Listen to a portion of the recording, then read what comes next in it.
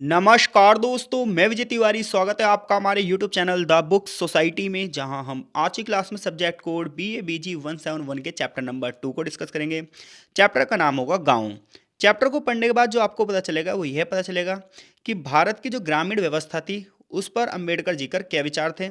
यानी कि डॉक्टर भीमराव अंबेडकर ने हमारा जो ग्रामीण समाज है, भारतीय जो ग्रामीण समाज है, उसके बारे में क्या विचार दिया है। लेकिन इससे पहले सबसे पहले चैप्टर में गांव की एक परिभाषा दी जाएगी। फिर यह बताया जाएगा गांव की सामाजिक प्रक्रिया कैसे चलती थी, गांव में किन चीज़ों को पवित्र और अपवित्र माना जाता था, और गांव की राजनीतिक संरचना कैसी थी, निर्णय कौन लेता था। बेसिकली चैप्टर में हमें यह पढ़ाने का प्रयास किया जा रहा है कि जब भी हम कास्ट सिस्टम को समझना चाहते हैं, जाति व्यवस्था को समझना चाहते हैं, तो उसके लिए हमें गाँव को समझना बहुत ज़्यादा जरूरी हो जाता है। क्योंकि जितने भी सामाजिक संरचनाएं हैं, जितने भी सामाजिक नियम हैं, जितने भी सामाजिक आयाम हैं, ये सब ग्रामीण व्यवस्था की ही देन है जो आज भी चल रही है। अगर आज भी आप देखो तो शहरी व्यवस्था में जहाँ समाज थोड़ा खुला है, वहीं ग्रामीण व्यवस्था में आज भी समाज अभी भी बंद है। आज भी वहाँ पर कास्टिज्म सबसे ज़्यादा पाया जाता है। तो इसलिए अगर आपको भारत की जाति व्यवस्था को समझना है या भारत की अर्थव्यवस्था को समझना है, गरीब गरीब क्यों है, इस चीज़ को समझना है, तो आपको ग्रामीण समाज को समझना ही होगा। हर चैप्टर की तरह इस चैप्टर की एक प्रस्तावना दी गई है। इस प्रस्तावना में 2-3 पॉइंट है जो हमारे काम के हैं, इसलिए इस प्रस्तावना को हम थोड़ा सा रीड आउट करेंगे। देखो, प्रस्तावना सबसे पहले ये बताती है कि मनुष्य हमेशा कभी भी अकेला नहीं देखा गया है। चाहे हम आदिम मनुष्य की बात करें और चाहे आधुनिक मनुष्य की बात करें, यानी कि प्राचीन काल से आज तक मनुष्य कभी भी अकेला नहीं रहा है। मनुष्य हमेशा से एक समाज का अंग रहा है। इसलिए कहा जाता है कि मनुष्य एक सामाजिक प्राणी है। वो सब कुछ प्राप्त भी समाज से करता है और सब कुछ प्रदान भी समाज से करता है। जिस तरीके से हम लोग शिक्षा ले रहे हैं, अगर हम ये देखें, अगर ये हमारी अज्ञानता होगी, अगर हम ये सोचें कि हम अपने लिए कुछ कर रहे हैं। अगर एक व्यक्ति पढ़ लिख कर एक अफसर बन रहा है, या एक छोटी सी नौकरी प्राप्त कर रहा है, या डॉक्टर इंजीनियर बन रहा है, या किसी MNC में भी काम कर रहा है, कोई व्यक्ति, उस व्यक्ति को लग रहा है कि मैं अपने लिए कर रहा हूँ, लेकिन ऐसा है नहीं। उसे वो काम समाज के लिए ही करना है, तभी समाज उसे कुछ प्रदान करेगा। तो हर एक व्यक्ति ध्यान रखिए, समाज के लिए कुछ करता है, बदले में समाज से ही वो सब चीज़ें प्राप्त करता है। तो इसलिए हम कहते हैं कि मनुष्य एक सामाजिक प्राणी है। लेकिन सवाल ये उठता है कि आखिर इस समाज की स्थापना हुई कैसे, आखिर ये समाज अस्तित्व में आया कैसे। तो हम ये देखें कि प्राचीन जो समाज था वो खाना बदोशों का समाज था। खाना बदोश का मतलब ये है कि जो आदिम समाज था वो खाने और चारे की तलाश में एक जगह से दूसरी जगह पर घूमता रहता था। वो स्थायी निवास नहीं था उसका, आज यहाँ और कल वहाँ। इस तरीके जो जीवन जीते उन्हें खाना बदोशी जीवन कहते हैं। तो जो आदिम समाज था, शुरुआती समाज था, वो खाना बदोश था। आज का समाज स्थायी है, एक जगह पर बस कर काम करता है। वहीं पहले का समाज आज यहाँ था कल वहाँ है, जहाँ खाने की तलाश होगी, जहाँ चारे की तलाश होगी, जहाँ ये चीज़ें मिलेंगी वहाँ वो बस जाएगा, वरना दूसरी जगह चल देता था। आज का जो समाज है वो स्थायी समाज है। पहले का जो समाज था उसमें संबंध जो थे वो खून के रिश्ते से रिलेटेड थे, यानी कि सिर्फ अपने नातेदारी से ही रिलेशन था उसका। आज का जो समाज है उसका संबंध क्षेत्र से है। आज बंदा ये कहता है हम यहाँ के हैं। तो इस प्रकार से अगर पहले के समाज और आज के समाज में जो अंतर आया है वो अंतर ये आया है। पहली बात तो ये है कि पहले का समाज कैसा था, खाना बदोश समाज था, स्थायी रूप से नहीं रहता था। आज का समाज कैसा है, वो स्थायी है, कहीं बस कर रहता है। दूसरा अंतर आज के समाज और प्राचीन समाज में ये था कि पहले के जो लोग थे उनका जो संबंध बनता था वो खून के आधार पर बनता था, रक्त संबंध होते थे, रिश्तेदारी नातेदारी होती थी सिर्फ, और किसी से उन्हें कोई लेना देना नहीं था। आधुनिक जो समाज है वो क्षेत्रीय आधार पर जुड़ा हुआ है, उसका संबंध किसी न किसी विशेष क्षेत्र से है। तो इस प्रकार से अगर हम आधुनिक समाज और आदिम समाज में अंतर करें तो दो अंतर हैं। समाज खाना बदोश था, खून के रिश्ते के आधार पर था। आधुनिक समाज क्या है, एक व्यवस्थित समाज है, एक जगह टिक कर रहता है, क्षेत्रीय संबद्धता के आधार पर उठता है। अब क्वेश्चन ये उठता है भाई कि जो प्राचीन समाज था वो खाना बदोश था, आज का जो समाज है वो स्थायी समाज है। तो ये आखिर ये खाना बदोश जीवन क्यों खत्म हुआ और स्थायी जीवन क्यों शुरू हुआ। तो अंबेडकर जी ये कहते हैं कि भाई ऐसा हुआ यूं कि पहले जो आदिम समाज था ना वो मवेशियों पर आधारित था, यानी कि पशु पालता था और पशुओं के साथ भोजन और चारे की तलाश में एक स्थान से दूसरे स्थान पर जाता था। खेती होती नहीं थी, इंसान जंगली उत्पादों पर निर्भर रहता था, इसीलिए वो एक जगह से दूसरी जगह जाता रहता था। स्थायी संपत्ति भी नहीं थी। फिर धीरे धीरे क्या हुआ, कृषि का विकास हुआ। अब जो कृषि वाली जो एक्टिविटी है इसमें क्या हुआ कि इंसान को एक जगह पर 3 से 4 महीने रुकना ही पड़ता था, क्योंकि कृषि एक दिन का प्रोसेस तो है नहीं कि आज बीज बोए कल फसल खो गई, कल फसल बो उठ गई आके, फसल उग जाएगी आके, ऐसा तो नहीं है कि आज आपने बीज बोए और फसल उग गई। इसके लिए आपको क्या रखना पड़ेगा, एक लंबा समय व्यतीत करना पड़ेगा, एक जगह टिकना पड़ेगा। तो खेती जब शुरू हुई, कृषि का जब विकास हुआ, तो कृषि के विकास की वजह से मानव सभ्यता एक जगह बसना शुरू हुई। यानी कि पहले इंसान कैसा था, खानाबदोश था, अपने पशुओं के साथ एक जगह से दूसरी जगह पर घूमता फिरता रहता था, जहाँ भी उसे खाना चारा मिल जाता था वहाँ थोड़े दिनों के लिए रुक जाता था। लेकिन जब कृषि व्यवस्था की शुरुआत हुई, खेती की शुरुआत हुई, तो मनुष्य एक जगह पर टिककर रहने लगा 4 से 6 महीने। फिर धीरे धीरे करके उस जगह से उसे लगाव हो गया और यहाँ से स्थायी समाज बनने लगा। और आज धीरे धीरे करके वो समाज, जैसा आज आप समाज देख रहे हैं, वैसा होने लग गया। यानी कि अगर कृषि की शुरुआत नहीं हुई होती तो मनुष्य स्थायी समाज भी नहीं बना पाता। जब कृषि समाज की उत्पत्ति हुई, मनुष्य एक जगह रुकने लगा, धीरे धीरे करके उसके अपनी ज़मीन से लगाव हो गया और यहाँ से धन संपत्ति की बात होने लगी, मनुष्य संपन्न होने लगा। और जैसे जैसे मनुष्य संपन्न होने लगा, वैसे वैसे उसमें परिवर्तन आता गया और वो आधुनिक होता गया। अगर आज हम 2011 की जनगणना के हिसाब से देखें तो भारत में 68.8% लोग ग्रामीण हैं, जो कि 6,40,930 गाँव में रहते हैं। तो ये कुछ डेटा दिए गए हैं। सबसे पहले ये बताया गया है कि भारत का समाज, अगर हम बात करें तो मनुष्य एक सामाजिक प्राणी है और वो कभी भी अकेले नहीं रह सकता। वो समाज से सब कुछ प्राप्त करता है, समाज को ही सब कुछ प्रदान करता है। समाज की बात करें तो समाज दो भागों में बांट दिया हमने, एक आदिम समाज और एक आधुनिक समाज। आदिम समाज खानाबदोश था, खून के आधार पर रिश्ते बनाता था। आधुनिक समाज जो है व्यवस्थित समाज है, एक सिस्टमेटिक रूप से आगे चल रहा है, क्षेत्र के आधार पर उसके संबंध बन रहे हैं। खानाबदोश जो समाज था वो पशुओं पर आधारित था, एक जगह से दूसरी जगह घूमता रहता था। और आधुनिक जो समाज है उसकी निर्माण कृषि से हुआ। और जब हम ग्रामीण समाज की बात करते हैं तो उसका संबंध कृषि से होता है। अब हम गांव की परिभाषा की बात करेंगे। ये तो हो गई इस चैप्टर की प्रस्तावना। जब आप गांव की परिभाषा समझते हो तो सबसे पहले आपको गांव शब्द का अर्थ पता होना चाहिए। तो आज की डेट में आप किस जगह को गांव कहोगे वो सुन लो। ऐसी जगह जहां पर 75% लोग से ज़्यादा लोग, यानी कि 75% से ज़्यादा लोग कृषि एक्टिविटी करते हों, खेती बाड़ी का कार्य करते हों, पशु पालते हों, तो हम कहेंगे वो क्षेत्र क्या है, गाँव है। तो ऐसा एरिया जहाँ के लोग प्राइमरी एक्टिविटी में लगे हों, खेती बाड़ी करते हों, पशुओं को पालते हों, तो हम ये कहेंगे वो क्षेत्र क्या है, ग्रामीण क्षेत्र है। तो गांव के बारे में बहुत सारी परिभाषाएं दी हैं, अलग अलग देशों में इसका अलग अलग मापदंड भी है। गांव की उत्पत्ति जो हुई है, गांव शब्द की जो उत्पत्ति हुई है, वो लैटिन भाषा का एक शब्द है विला या कंट्री हाउस, इससे हुई है। ऑक्सफोर्ड डिक्शनरी जो है, इंग्लिश की ऑक्सफोर्ड जो डिक्शनरी है, वो गांव को परिभाषित करती है कि एक गांव वो होता है जो घरों के कुछ समूह से जुड़ा होता है। ठीक है, ये घर जो होते हैं, इन घरों, ये जो घरों का समूह होता है, ये छोटा छोटे समूह होते हैं जिसमें बहुत कम जनसंख्या निवास करती है और लोग ज़्यादा ज़्यादा क्या करते हैं, खेती करते हैं। तो अलग अलग लोग इसकी अलग अलग डेफिनेशन देते हैं। कुल मिलाकर बस आपको ये बात रखनी है कि 2011 की जनगणना के हिसाब से जो गांव की परिभाषा है, वो परिभाषा ये है कि जो राजस्व संग्रह किया जाएगा, यानी कि जो टैक्स इकट्ठा किया जाएगा, वो कृषि से मिलेगा। मुख्य रूप से जो अर्थव्यवस्था होगी गांव की, वो कृषि उत्पादन पर आधारित होगी।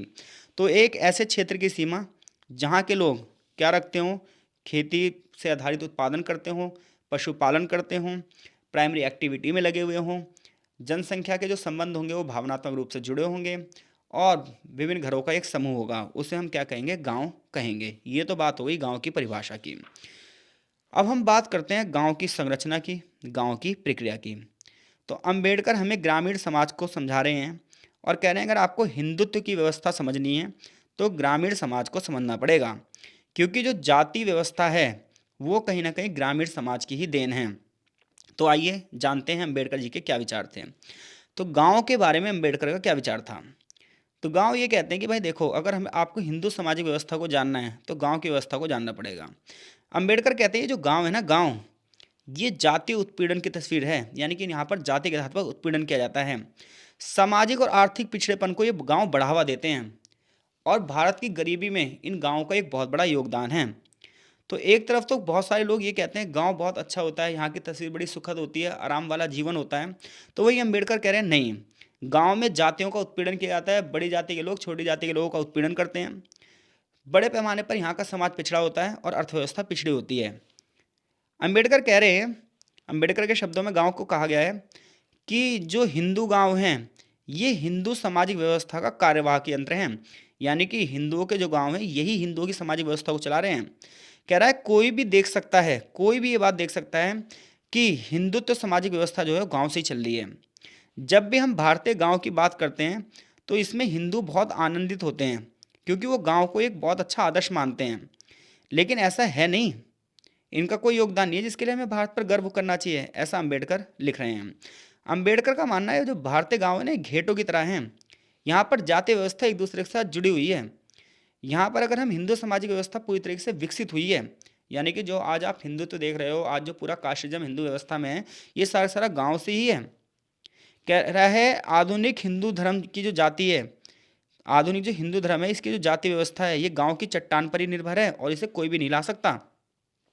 जाति व्यवस्था भारत के गांव में बसती है, ये वहाँ की नींव के रूप में कार्य करती है। हिंदू अपनी जाति को वर्ण मानता है, ऐसा एक बहुत बड़े यात्री थे जिनका नाम था अल-बिरूनी, उन्होंने इसका वर्णन भी किया है। यहाँ तक ये बताया गया है कि अगर हम बात करें जाति की तो उससे पहला जो समाज है हमारा वो वर्ण व्यवस्था में बंधा हुआ था। और वर्ण कितने थे? चार, आप सभी जानते हैं। पहले चार वर्ण थे, एक ब्राह्मण थे, एक क्षत्रिय थे, एक वैश्य थे और एक शूद्र थे। ब्राह्मणों का काम होता था कि वो धार्मिक कार्यों को बढ़ावा देंगे और शिक्षा व्यवस्था को देखेंगे। क्षत्रियों का काम था राज्य की सुरक्षा करना, वैश्यों का काम था व्यापार करना और शूद्रों का काम था तीनों वर्णों की सेवा करना। तो इन चारों वर्णों के लिए कुछ नियम निर्धारित किए गए थे गांव में और ये कहा गया था कि हर वर्ण के अपने काम होंगे और दूसरे वर्ण के लोग उसके काम को नहीं करेंगे। इसके साथ साथ ये सभी लोग एक साथ भोजन नहीं करेंगे। ब्राह्मण एक साथ भोजन करेंगे, क्षत्रिय एक साथ भोजन करेंगे, वैश्य एक साथ भोजन करेंगे, शूद्र एक साथ करेंगे, लेकिन दो वर्ण के लोग आपस में भोजन नहीं करेंगे। इसके अलावा अगर किसी एक समूह में दुश्मनी हो जाएगी तो बोर्ड अथवा कपड़े का एक टुकड़ा रखते हुए एक दूसरे से अलग हो जाएंगे। जूठन खाने की अनुमति किसी को भी नहीं थी, ऐसा लिखा हुआ है। इसके अलावा इन चार वर्णों के अतिरिक्त गांव में एक और प्रणाली थी, अतयंज नाम की श्रेणी। तो चार तो वर्ण थे, ब्राह्मण, क्षत्रिय, वैश्य, शूद्र। इसके अलावा एक प्रणाली और थी भारत के गांव में और इस प्रणाली का नाम था अतयंज प्रणाली। इसमें 8 प्रकार की श्रेणियां थी जो किसी वर्ण में नहीं आती थी, जैसे धोबी। अब ये देखो भाई, धोबी ना तो ब्राह्मणों में रख सकते हैं, ना क्षत्रिय में, ना वैश्य में, ना शूद्र में, इसलिए इन्हें किस में रखा गया? अतयंज में। इसी प्रकार से मोची, नट, टोकरी निर्माता, ढाल निर्माता, मल्लाह जो हो गए, मछुआरे जो हो गए, जंगली जानवर और पक्षियों के जो शिकारी हो गए, जुलाहे हो गए, ये जो श्रेणी वाले लोग थे इन्हें अत्यंज नाम की सामाजिक श्रेणी में रखा गया। तो एक तो चार वर्ण बताए गए कि ब्राह्मण, क्षत्रिय, वैश्य और शूद्र।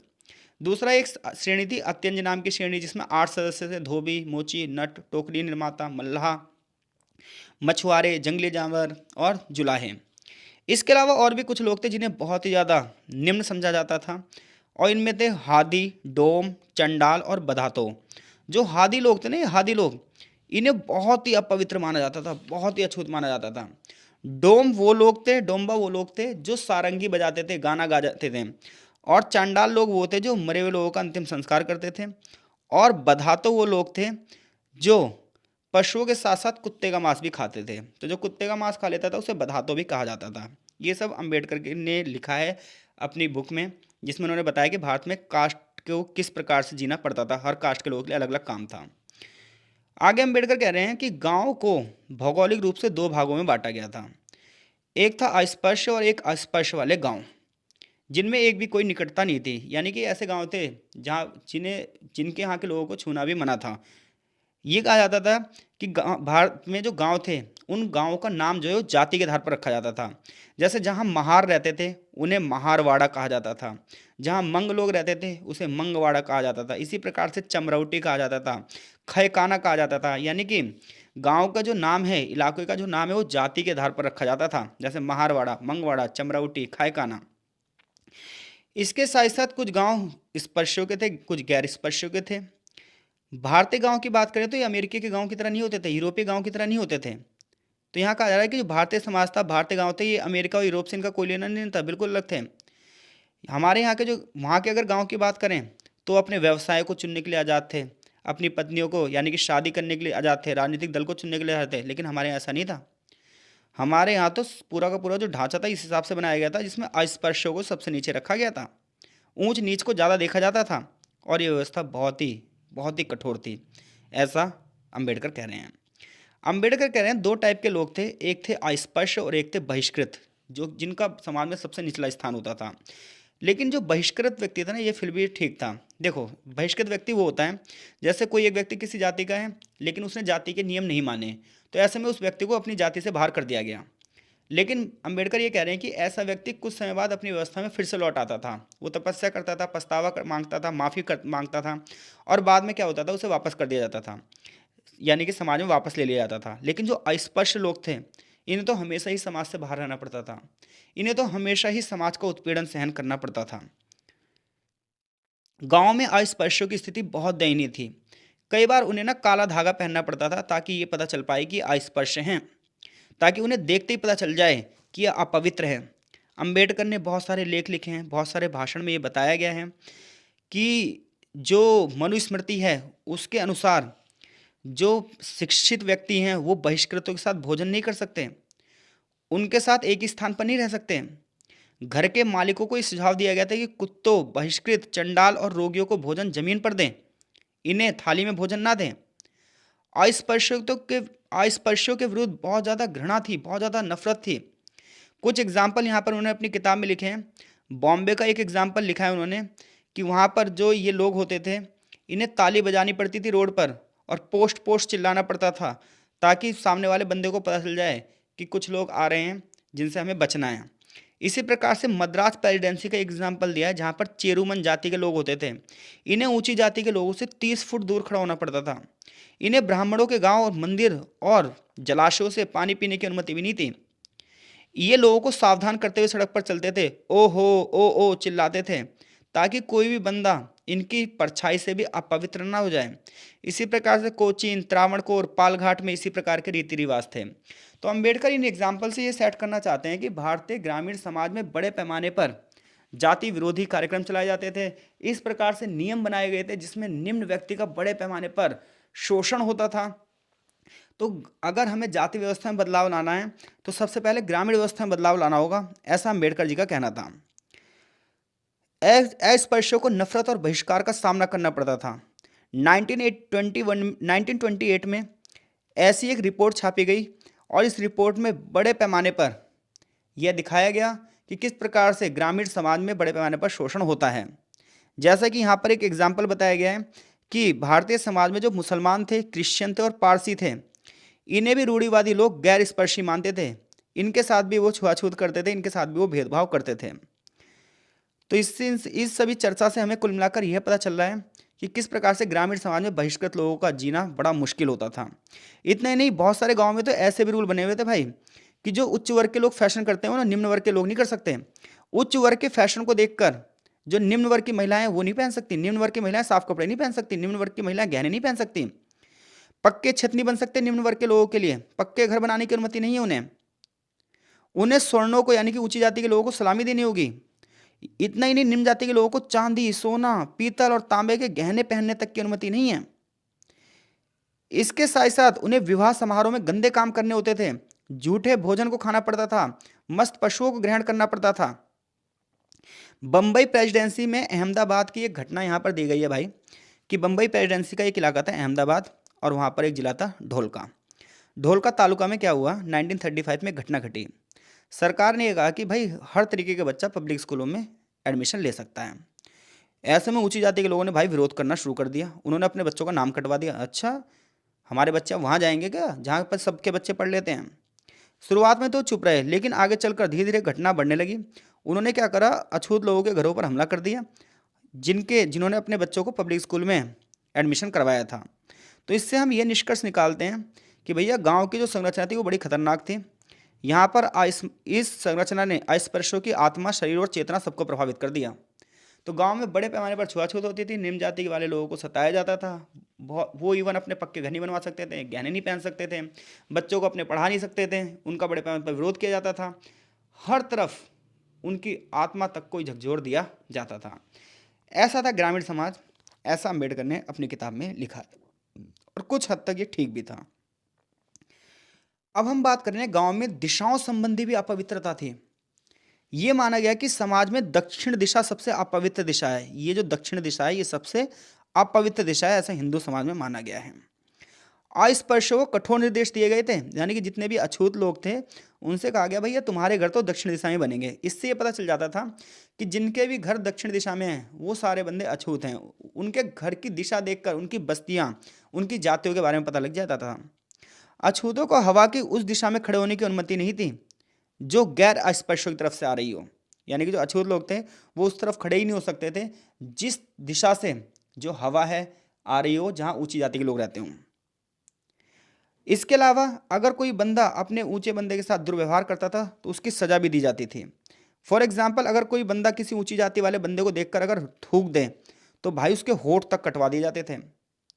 इसके अलावा कोई बंदा अगर स्वर्णों की बस्तियों में, ऊंची वाली जाति वाली बस्तियों में जाकर पेशाब कर दे मान लो, तो उसके गुप्तांगों को नुकसान पहुंचाया जाता था। इतना ही नहीं, कोई हवा को जाने से रोकता था तो भी उसको खूब पीटा जाता था। इसके अलावा बहिष्कृतों को यह दंड दिया जाता था कि वो जाएं और इस गांव से बाहर हो जाएं। 10-10 साल, 20-20 साल के लिए गांव से बाहर निकाल दिया जाता था। भारत के अधिकांश गांवों में ग्राम देवताओं की धार्मिक मूर्तियां थीं। बड़े पैमाने पर धर्म को फॉलो किया जाता था। विष्णु जी और शिव जी के बहुत सारे उपासक थे। देवी देवताओं की पूजा की जाती थी। वृक्ष, पर्वतों, नदी, झरनों और गांव के रक्षकों की भी पूजा की जाती थी। ये था ग्रामीण समाज। दिशा और हवाओं की ये पवित्रताएं थीं, जहां दक्षिण दिशा को सबसे ज़्यादा अपवित्र माना जाता था। चैप्टर का लास्ट टॉपिक है कि गांव में न्याय व्यवस्था किसके पास थी। तो गांव में न्याय व्यवस्था थी ग्राम पंचायतों के पास। गांव में सारे डिसीजन कौन लेती थी? ग्राम पंचायत। लेकिन अंबेडकर कहते थे कि ग्राम पंचायतें होनी नहीं चाहिए। क्यों? क्योंकि इन ग्राम पंचायतों में ऊंची जाति के लोग होते थे। 5 लोग होते थे जो मिलकर डिसीजन लेते थे, या तो ये जमींदार होते थे या ऊंची जाति के लोग होते थे। तो अंबेडकर जी का मानना था कि अगर भैया ग्राम पंचायतें होंगी तो ऊंची जाति के लोग ही डिसीजन लेंगे और वो नीची जाति के खिलाफ ही अपना डिसीजन देंगे। तो ऐसे में तो कभी न्याय की स्थापना हो ही नहीं पाएगी। कभी भी समाज एक तरीके से ऊपर आ ही नहीं पाएगा और समाज में जो निम्न जाति के लोग हैं हमेशा निम्न ही रह जाएंगे और उच्च जाति के लोग हमेशा उच्च रहेंगे। इसलिए जहां एक और गांधी ग्रामीण पंचायतों पर जोर दे रहे थे तो वहीं अंबेडकर इसके खिलाफ थे, जिसकी वजह से अंबेडकर और गांधी के बीच में विवाद तक हो गया था। क्योंकि ग्राम पंचायतों में ऊंचे लोगों के पास ही शक्तियां थी और जिसके पास शक्ति है वही समाज का संचालन करेगा। तो अंबेडकर ये कह रहे हैं कि ग्राम पंचायतों में सामुदायिकता की आवश्यकता है। जो निम्न जाति के लोग हैं उन्हें भी अधिकार होने चाहिए कि वो ग्राम पंचायत में अपनी भूमिका को बढ़ावा दे सकें। आगे इस चैप्टर का सारांश दे दिया है, चैप्टर यहीं खत्म होता है। तो अगर आपने ये यूनिट जो पढ़ी है, इस यूनिट को पढ़ने के बाद आपको ये पता चला होगा कि भैया भारतीय समाज में गांव की संरचना कैसी थी, गांव की सामाजिक व्यवस्था कैसी थी। हिंदू समाज पूरी तरीके से किस पर निर्भर था? गांव में। और गांव में क्या चलता था? दमन और बहिष्कार। बड़े पैमाने पर निम्न जाति के लोगों के साथ बहुत ज़्यादा शोषण की घटनाएं की जाती थी। चूँकि अंबेडकर जो थे वो इकोनॉमिक्स के एक्सपर्ट थे, अर्थशास्त्र में प्रशिक्षित थे, इसलिए उन्होंने ये देखा कि हिंदू समाज में जो बंदा काम कर रहा है वो काम कैसे है? जाति से रिलेटेड है। आगे हिंदू समाज में लोग गरीब हैं तो वो गरीब क्यों हैं? तो उसकी जड़ों में गए तो वो देखा कि उसकी गरीबी की जड़ें हैं जाति से रिलेटेड। तो जो व्यक्ति जितनी ज़्यादा निम्न स्थिति में है उसका कारण उसकी जाति था। ऐसा गांव की सामाजिक संरचना को पढ़कर हमें पता चलता है। आगे एक क्वेश्चन बनते हैं इस चैप्टर से कि भारतीय समाज की गांव की संरचना पर अंबेडकर के विचार लिखिए। भारतीय गांव में जो गरीबी है इसकी जड़ें बताइए। गांव पंचायत व्यवस्था में अंबेडकर सामुदायिकता के महत्व को कैसे रेखांकित करते हैं। ये तीनों ही क्वेश्चन हम पढ़ चुके हैं। आगे अंबेडकर जी की कुछ किताबें हैं, इन्हें पढ़कर आप अपनी जानकारी और बढ़ा सकते हैं। तो आई होप सो भारतीय ग्रामीण समाज किस प्रकार से था, अंबेडकर जी के शब्दों में मैं आपको समझाने में सफल रहा हूँ। मिलते हैं आपसे नेक्स्ट चैप्टर में, तब तक के लिए आपका बहुत बहुत धन्यवाद।